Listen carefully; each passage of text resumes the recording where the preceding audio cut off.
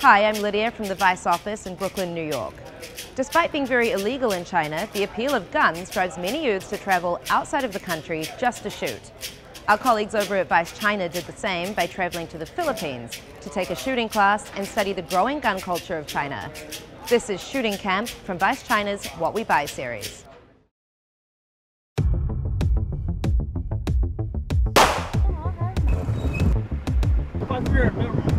No, arrange.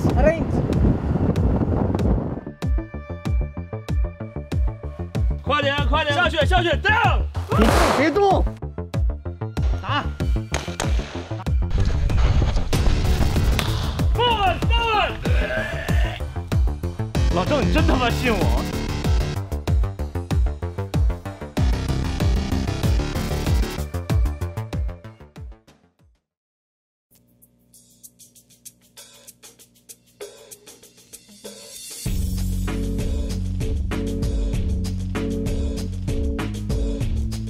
我们现在在菲律宾一个叫纳古布的地方，然后我们今天是来跟着一个中国旅行团来体验一个特殊的旅行项目。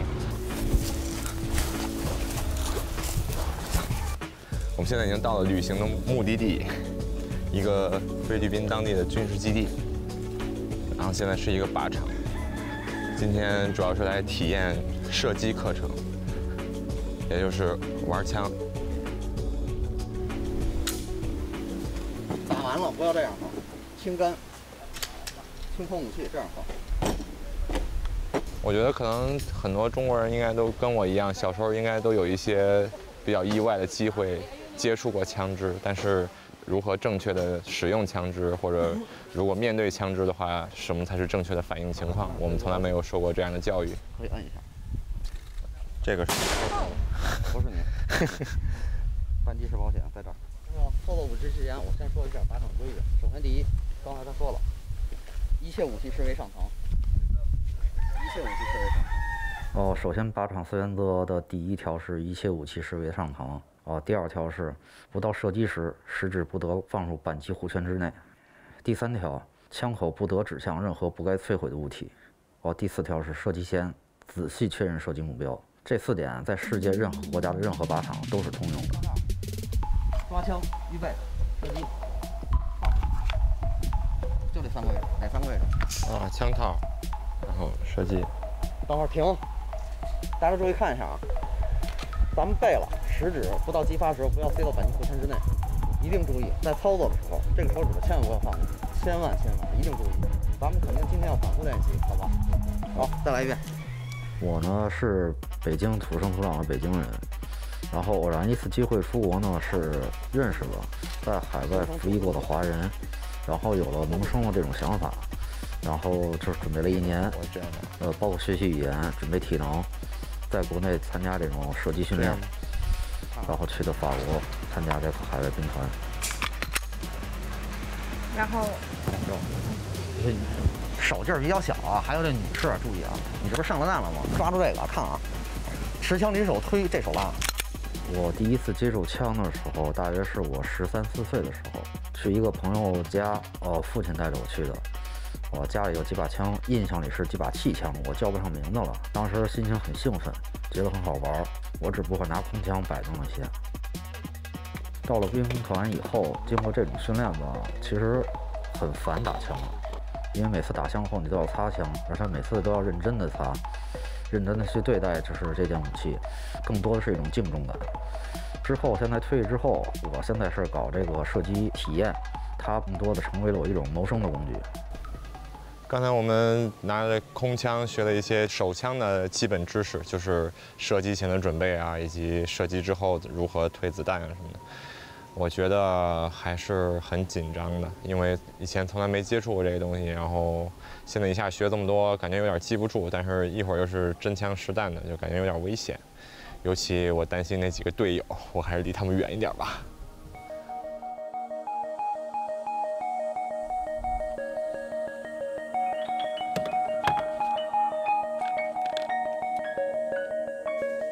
注意，上实弹。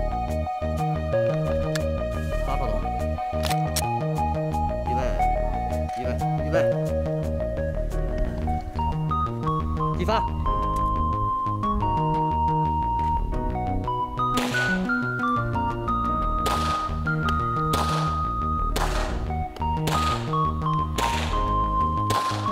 漂亮。针对中国人进行射击体验，这个更多的是体验一些。再有，它有更深层的一层意义，因为枪它是有杀伤性的武器，它并不是玩具。更多的这支枪放到你手里头，我觉得对于我来讲的话，更多的是一个份责任。我希望每个人抱持一种平衡的心态来学习。你非常兴奋的情况下，你会低估了这支枪带来的风险系数。别动，别动！放，你看。开课的前一期，我要做一些演示，正确的操作枪械是怎么样操作的。如果不正常的操作，枪弹合一发生了危险是什么情况呢？我会做一些错误的演示。你手形成这样的话，很容易给自己手一枪。这种特别直观的演示会给他们心理造成一定冲击，平衡他们这种非常兴奋的心理。一定是，你看这只持枪手找他，不是他去找持枪手。因为我一直是一个军事爱好者嘛，对于这种战争片啊、枪械啊，对于这种东西非常的迷恋。但是真正接触到枪械之后，我觉得反而最重要的事情是安全，就是你不但要保证自己的安全，还要保护周围其他人的安全。就是当这个枪支握在你手里的时候，它不代表一种权利，它代表一种责任。老郑，你真他妈信我？我操，我都不信我自己。等一会儿，有风，气在飘。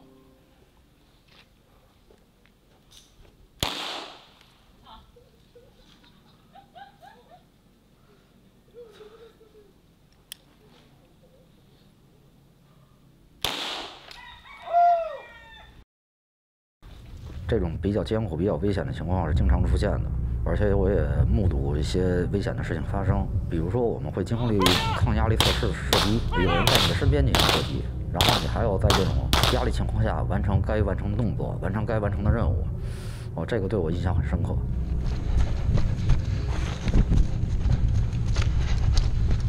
下去，完整下去，快，放左手，快一点，举着轮胎，来过来。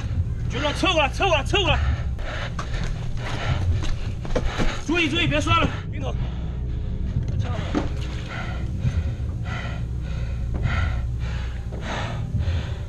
起来！你看运动拿枪！发热，你需要去降低手的温度。弹夹在我这儿，弹夹去拿弹夹，跟着我，去！追！快点！找弹夹！追！快点！装弹夹！快点！左侧黄色！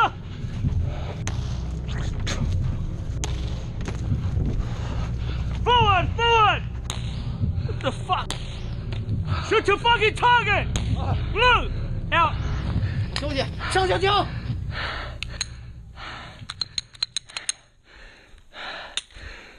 非常好，抗干扰能力太强了。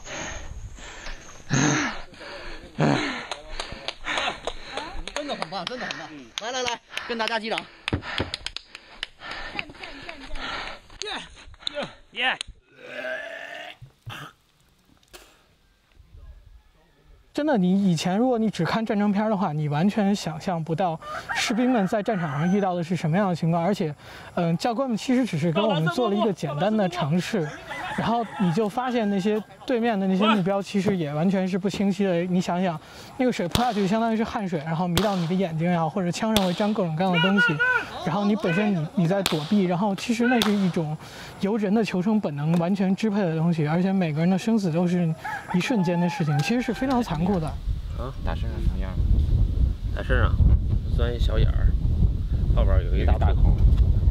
Comrade。在不同的地方，就是环境是不同的。我在国内想拍摄一些边防，但是他们对这个就非常的敏感，都是说这是不允许的。然后这个可能更是一个就是最高权力的一个象征。枪这个东西就像太阳雨里边的刀一样，其实它跟我们的根源是有关系的，都是对生殖的一种崇拜吧，这个毋庸置疑的。所以我们在拿到枪是一个什么样的面孔，是一个什么样的情绪，还是比较有意思，所以就一直在收集这些照片。我以前打 CS 的时候最喜欢用这个枪。好，所有人过来，注意听口令。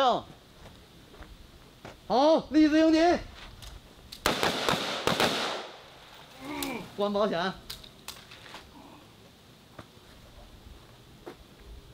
怎么了？快弹着了。急救，处理一下，去找急救。战争是很恐怖的。 发生这种枪击事件是很危险的。其实真正是听过枪声、打过枪的人才知道这东西有多厉害、有多危险。包括一些美国好莱坞这种影视作品，它符合美国的文化，但是不一定符合中国的文化。只不过是美国的文化现在冲击了整个世界的文化，对世界整个枪支的影响，它有一个翻天覆地的变化。有点小意外发生，这不算意外，不算意外。这就是以前碰到这种情况吗？这有个弹片儿，打仗的时候过来就是子弹。 就死人了，千万注意了，安全第一。我很支持国家这么严格的禁枪，因为在一个国家像中国这么大的国家，枪支泛滥开那是非常危险的。因为中国跟一些国家毕竟不同，中国有中国的特点，有中国的特色。走起来，爸爸，走，爸爸，走，爸爸，哎。太坏了啊！枪的这个定义应该严格的去做一个定义。 就是不是说只要可以激发，我们就把它认作是枪。现在就是比较有争议的一个话题，就是这个仿真枪，现在都按照这个真枪的去衡量嘛。我们在网上联系到了一位仿真枪的收藏者，然后今天他答应会带一些他的藏品来给我们展示一下。哎，你好，你好，你好。 我们国内对这个枪支认定的标准，它是有一个实验，就是说拿一块3.25毫米厚的枫木板，然后1米之内射击，如果可以打穿，就可以认定为是枪支。香港最早的时候标准应该是1.75焦耳，然后呢，它在不断的在变化。现在呢，香港这个好像达到是2焦耳，然后在有的国家呢是4焦耳，然后还有6焦耳的。每个国家就是法律它的要求是不同的。 其实搁我来说的话，我希望我们的枪支可以开放，因为我喜欢枪，那我一定会想第一个成为一个有枪的会员。可是以我们现在中国的这个对枪的这种严禁的控制，并不是件坏事儿，其实让我们感觉是更安全。 其实学会使用枪支，并不是让你在现场去用它，而是你能够清晰地分辨出枪声和分辨出它的来源，而是在枪响的时候，你能够第一时间的给自己一个躲避的反应。如果人们有意识的去知道这些枪支会在人们的生活中出现，会有什么样的反应，可能更能够贴近大众。